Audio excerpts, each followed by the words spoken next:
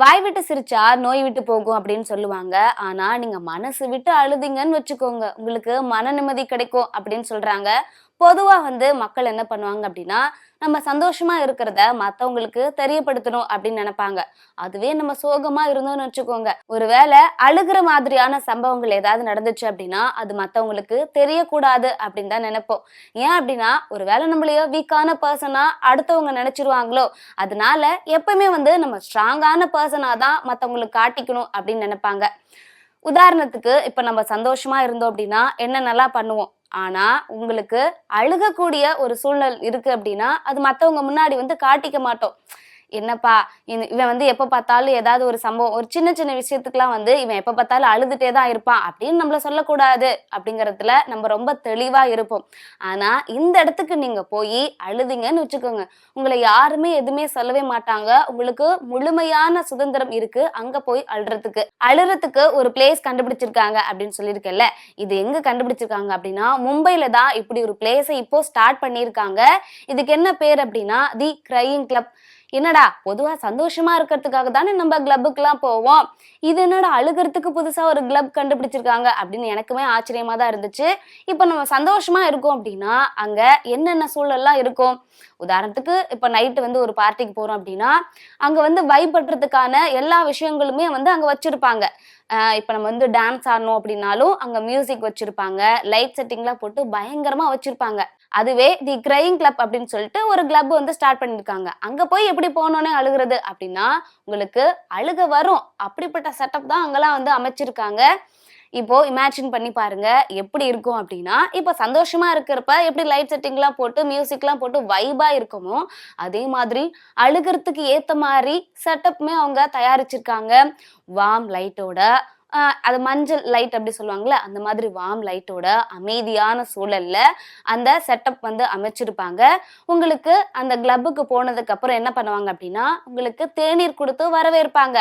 அங்க நீங்க தேநீர் குடிச்சு முடிச்சதுக்கு அப்புறம் அழுகிறதுக்கு ஸ்டார்ட் பண்ணணும் இல்லையா, அதனால உங்களுக்கு கேட்கறதுக்கு இதமான மியூசிக்மே அங்க போடுவாங்களாம். இப்போ இந்த மியூசிக்லாம் கேட்டா எனக்கு ஒரு மாதிரி ஃபீல் ஆகுது, அழுகிற மாதிரியா வருது அப்படி சொல்லுவாங்களா, அந்த மாதிரியான மியூசிக்க அங்க போடுவாங்களாம். அதை கேட்ட உடனே உங்களுக்கு தானாவே அழுக வந்துரும் அப்படின்னு சொல்றாங்க. இப்போ நான் ரொம்ப சத்தம் போட்டு அழுவேன், அது மத்தவங்களுக்கு டிஸ்டர்பன்ஸா இருக்கும் இல்லையா, ஆனா இந்த இடத்துக்கு நீங்க போய் அழுதீங்க அப்படின்னா யாருப்பா இவ்வளவு சத்தம் போட்டு அழுறா அப்படின்னு சொல்லிட்டு யாருமே கேட்கவே மாட்டாங்க. உங்களுக்கு அங்க எல்லா சுதந்திரமே இருக்கு. நான் சத்தம் போட்டு அழணும், எனக்கு கதறி கதறி அழணும் அப்படின்னாலும் நீங்க அந்த பிளேஸ்ல தாராளமா அழுகலாம். உங்களை சுத்தி எதுக்காக நீங்க அழுறீங்க அப்படின்னு சொல்லிட்டு யாருமே உங்களை டிஸ்டர்ப் பண்ணவே மாட்டாங்க. உதாரணத்துக்கு உடனே இப்படிப்பா அழுக வரும் அப்படின்னா அழுக வராதுதான். இதுக்கு முன்னாடி என்னென்ன நிகழ்வெல்லாம் நடந்துச்சு அப்படின்னு யோசனை பண்ணி நீங்க தானாவே அங்க இருக்கக்கூடிய பிளேஸ் எல்லாம் பார்க்கும்போது அழுக வந்துரும் அப்படின்னு அவங்களே சொல்றாங்க. எனக்கு லவ் ஃபெயிலியர் ஆயிடுச்சு, என்னோட ஒய்ஃப் டிவோர்ஸ் ஆயிடுச்சு அப்படின்னாலும் இதுக்கு முன்னாடி உங்களுக்கு என்னென்ன நிகழ்வுலாம் நடந்துச்சோ அதெல்லாம் நினைச்சு தாராளமா நீங்க அழுகலாம் அப்படின்னு சொல்றாங்க. இந்த கிளப் முதல் முறையா எங்க ஸ்டார்ட் பண்ணிருக்காங்க அப்படின்னா ஜப்பான்ல தான் முதல் முறையா இந்த கிளப் ஸ்டார்ட் பண்ணிருக்காங்க. இப்போ மும்பைல இருக்கு, ஹைதராபாத், டெல்லி அப்படி போன்ற இடங்கள்லாம் இந்த கிளப் ரொம்பவே நல்லாவே மக்கள் வர ஆரம்பிச்சிட்டாங்க அப்படின்னு சொல்றாங்க.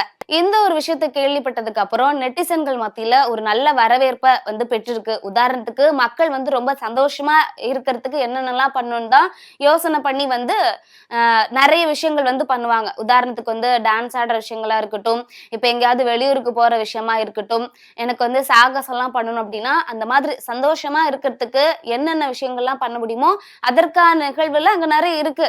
ஆனா ஒரு மனுஷன் எந்த அளவுக்கு ஒரு மனிதனோட மனசை புரிஞ்சிருக்கான் அப்படின்னா இந்த மாதிரியான ஒரு கிரையிங் கிளப் அப்படிங்கிற விஷயத்த உருவாக்கியிருப்பான் அப்படின்னு சொல்லிட்டு நெட்டிசன்கள் மத்தியில நிறைய கேள்விகளுமே இருக்கு. அந்த மாதிரி இந்த கிளப்பை முதல் முறையா ஒருத்தர் உருவாக்கி இருப்பார் இல்லையா, அவருக்கு நிறைய பாராட்டுகளுமே குவிந்துட்டு வருது. நீங்க தான் மனிதனோட மனசாட்சியை ரொம்ப தெளிவா புரிஞ்சுட்டு இருந்திருக்கீங்க, அதனாலதான் இப்படிப்பட்ட ஒரு கிரையிங் கிளப் அப்படிங்கிற ஒரு விஷயத்த உருவாக்கி இருக்கீங்க, இது மக்களுக்கு ரொம்பவே உதவிகரமான ஒரு விஷயமா தான் இருக்கு அப்படின்ட்டு சொல்றாங்க.